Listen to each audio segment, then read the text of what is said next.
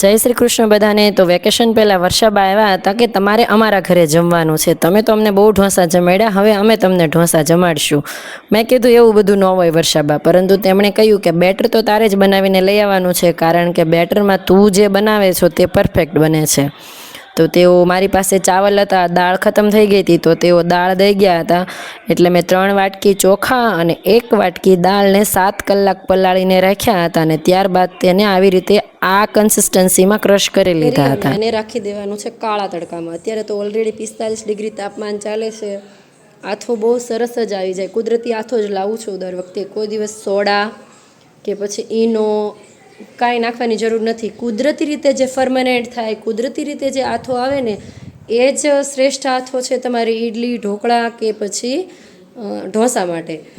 અને જે ઈડલી અને ઢોસાને ફૂડ વિભાગે બેસ્ટ બ્રેકફાસ્ટ એટલે કે સવારના નાસ્તા માટેનું આમ ચોઈસ આપી છે, તો આપણે એને કેટલો બધો ઈનો કે કેટલી બધી સોડા નાખીને બનાવીએ તો એ કાંઈ આપણને ફાયદો કરવાનું નથી। પરંતુ આ કુદરતી રીતે જે ફર્મેનેન્ટ થઈ છે, આથો આવે છે, એ તમારા પેટના ગુડ બેક્ટેરિયા, આંતરડાના ગુડ બેક્ટેરિયામાં વધારો કરે છે। અને એ આથો લાવવા માટે મેં દાળ અને ચોખાને 7-7 કલાક પલાળીને રાખ્યા હતા। હવે તેને દળી લીધા છે, અને ત્યારબાદ હું એને કુદરતી આથો લાવવા માટે આવી રીતે કરું છું, જે હું તમને બતાવું। આવી રીતે બંધ વાસણમાં તપેલી પણ તમે યુઝ કરી શકો, અને એની ઉપર તમે એને ઢાંકી દેવાનું, અને ફૂલ તડકામાં આવી રીતે એને રાખી દેવાનું હોય છે। નીચે બીજું કાંઈ રાખવાની જરૂર નથી, કારણ કે જમીન પણ ગરમ હોય છે, એટલે એનો આથો સરસ આવશે। અને આવી રીતે ઢાંકીને રાખવાનું, કપડાના બદલે આવી રીતે કોઈ પણ વાસણ જ ઢાંકવાનું, એનાથી જલ્દી તે ગરમ થશે અને જલ્દી એનો આથો આવશે। બનેલા ઈડલી અને ઢોસા છે તે શ્રેષ્ઠ બ્રેકફાસ્ટ કે શ્રેષ્ઠ એક તમારા માટે ખોરાક બની શકે છે, કે તે તમારા શરીરના ગુડ બેક્ટેરિયા, આપણે ખબર છે કે આંતરડામાં ઘણા બધા બેક્ટેરિયા કામ કરે છે, ત્યારે આપણું જે ભોજન છે એ પાચન થાય છે। એમાંના જે ગુડ બેક્ટેરિયા છે એ આપણા હાલ પાચનની બહુ બધી તકલીફોના કારણે ઘટી રહ્યા છે। તો આ જે કુદરતી ફર્મેનેન્ટ, કુદરતી આથો આવીને આપણા બાપ દાદા ઘરડાઓથી કરતા આવ્યા છે, એમણે કાંઈ સોડાનો ઉપયોગ કે કોઈ ઈનોનો ઉપયોગ કર્યો નહોતો ત્યારે। તો આ રીતે ઢોસા બનાવવાના હોય છે, ને તમે પણ જરૂર ટ્રાય કરજો ક્યારેક। તો આ ઢોસાનું બેટર લઈને હું પહોંચી ગઈ હતી વર્ષાબાના ઘરે, ને સૌથી પહેલાં તો અમે સાંભાર બનાવવાનું ચાલુ કરી દીધું હતું, કારણ કે સાંભારમાં થોડો સમય વધારે લાગે છે। આમલી પલાળી દીધી હતી ને બધા વેજીટેબલ કટ કરી લીધા હતા। સાંભારમાં તમે તમને ગમતા હોય તમામ વેજીટેબલ નાખી શકો છો। અને આ મારું ઢોસાનું બેટર જે પરફેક્ટ ફર્મેનેન્ટ થઈ ગયું હતું, તમે આવેલા તેની અંદર બબલ જોઈ શકો છો ને। આવું સરસ ફર્મેનેન્ટ થઈ ગયેલું બેટર હોય છે, તેના દ્વારા ઇડલી ઢોસા બનાવો એટલે સરસ પરફેક્ટ ઇડલી ઢોસા બનવાના જ। અને બાજુમાં મસાલો તૈયાર થઈ રહ્યો હતો, બટેટાનો મસાલો, અને આ હતો અમારો સાંભાર। સાંભારને આ વખતે અમે એટલો બધો તીખો નહોતો બનાવ્યો, અને મસાલા પણ ઓછા કરી નાખ્યા હતા, કારણ કે બહુ જ ગરમી પડી રહી છે, તો ઉનાળામાં આટલો બધો તીખો સાંભાર ખાવાનો કાંઈ મતલબ રહેતો નથી। મિત્તલ પણ રાજકોટથી આવી હતી, તે કહેતી હતી તમે તમારી રીતે ઢોસા બનાવો, હું જોઈશ। હું કહેતી હતી તું તારી રીતે બનાવી, હું જોઈશ। અને આ અમારા વર્ષાબા જે કહેતા હતા ચૈત્ર મહિનો વયો ગયો, મારે ત્યારની તને જમાડવી હતી। મેં કીધું હું કોઈ દેવીમાં થોડી છું તો તમે ચૈત્રમાં જમાડશો। બધા હસતા ખેલતા હતા, ને બસ આખરે અમે બધા બેસી ગયા જમવા। આજે અમારે રાતનું ભોજન છે કાંતિ દાદાનું ઘરે।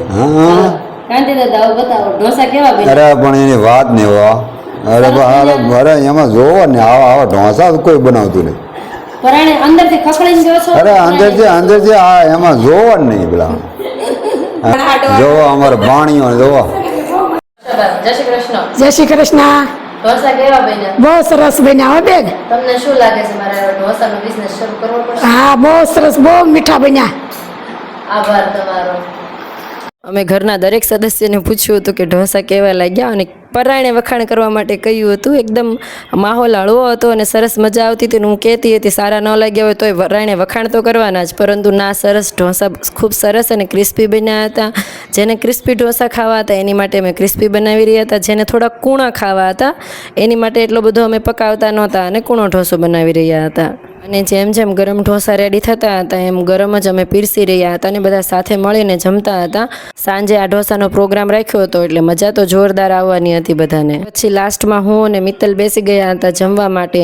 ઢોસા, સાંભાર, બટેટાનો મસાલો અને દેશી ઘરની છાશ આવે એટલે મોજે મોજ। અમે આવી ગયા વર્ષાબાના ઘરે ઢોસા જમવા, અને રાજકોટથી મિત્તલ આવી છે તો એને પૂછીએ ઢોસા કેવા લાગ્યા। અને આ હતી મિત્તલ, વર્ષાબાની દીકરી, જે રાજકોટથી આવી હતી, ને અમે બંને સાથે મળીને ઢોસા, સાંભાર, બટેટા વગેરે બધું જ સાથે બનાવ્યું હતું।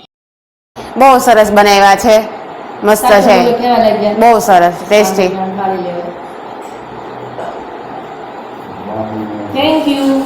વેલકમ. પછી હું અને મિત્તલ વાતો કરતા હતા કે આ લોકો મને ક્યાંક શિક્ષણનો પેશો છોડાવીને ઢોસા માટેની કૂક ના બનાવી દે, કારણ કે પિયરમાં જાઓ તો પણ તેઓ ઢોસાની બેટર તૈયાર રાખે છે કે તું આવી છે તો ઢોસા બનાવ, અને અહીંના લોકોને પણ બસ મારા હાથના ઢોસા પસંદ છે. તો તમારું આ બાબતમાં શું કહેવાનું છે, કોમેન્ટ કરીને જરૂર જણાવજો.